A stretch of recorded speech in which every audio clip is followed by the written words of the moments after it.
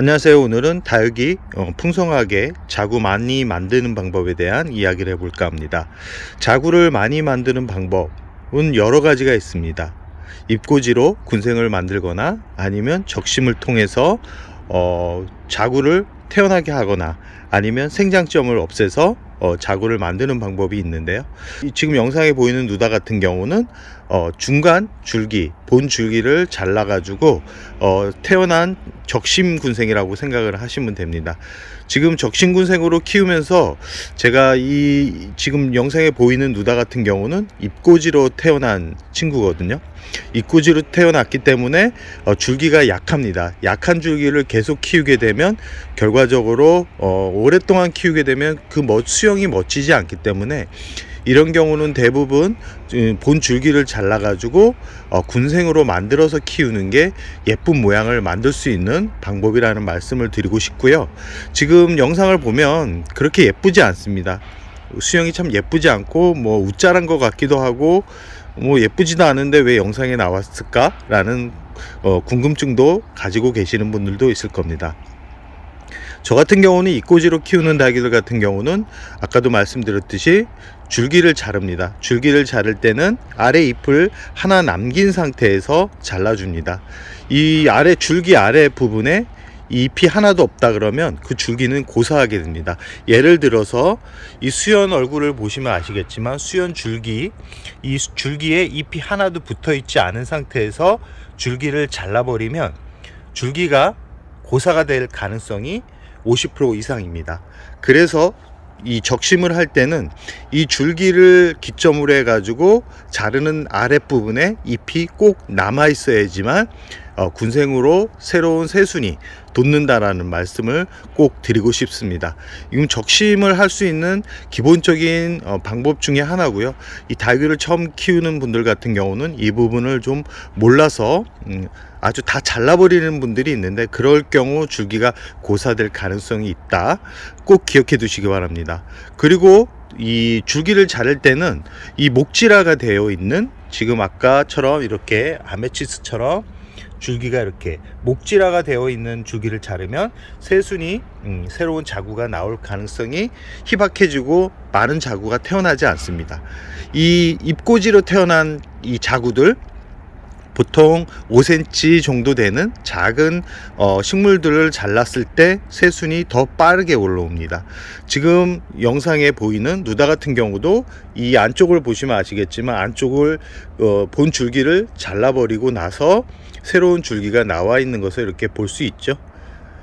보통 하나에서 2개 정도 나오는데 이 누다 같은 경우는 3개가 나왔고 지금 하나가 옆으로 더 나온 상태입니다. 총 4가족이 만들어진 상태고요. 그럼 지금 이 상태를 딱 보면 참 수영도 이상하고 모양도 이상하죠. 근데 왜 이 상태로 그냥 키울까요? 그 이유는 지금 잎이 아래로 쳐지고 잎이 좀 웃자라 보이는데 일부러 줄기를 만들기 위해서 한동안 한 6개월 정도는 그늘에서 두고 키웠습니다. 그늘에서 키운다 그래가지고 해가 완전하게 안 드는 그런 공간에서 키운 게 아니라 해가 하루에 2-3시간 정도 들어오는 반음지에서 키웠습니다.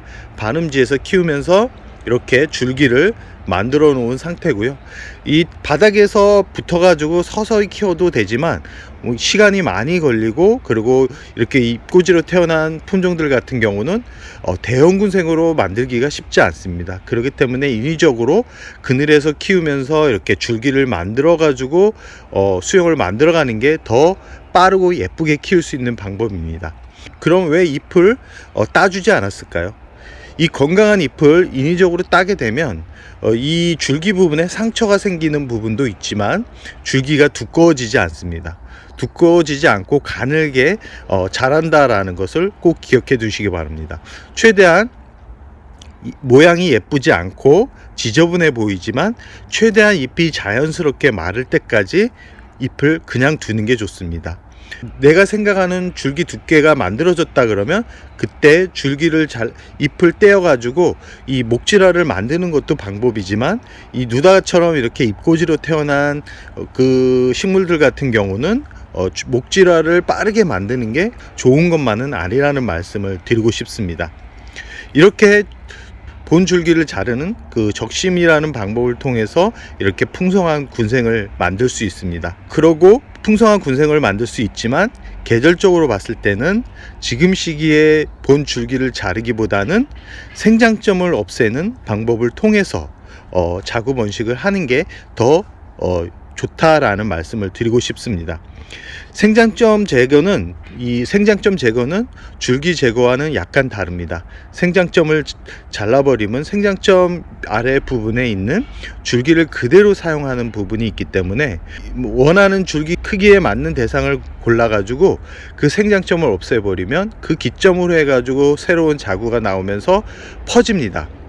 보통 제라늄이나 아니면 일반 허브 종류의 번식을 할 때 생장점을 없애가지고 번식을 시키는 것처럼 이 다육식물도 마찬가지입니다. 너무 작은 것을 생장점을 없애버리면 줄기를 만들기까지가 시간이 많이 걸리기 때문에 원하는 줄기를 가지고 있는 다육이의 얼굴을 생장점을 제거를 하면 그 줄기를 가지고 군생을 만들기 때문에 시간을 줄이면서 원하는 수용을 만들 수 있다. 그러나 이런 적심이나 이 생장점을 없애는 번식법 같은 경우는 지금처럼 계절이 11월 이후부터는 하지 않는 게 좋지만 베란다 온도가 20도를 넘어간다 그러면 가능하지만 봄이나 가을처럼 이 자구를 빠르게 성장시킬 수 없다라는 말씀을 드리고 싶습니다.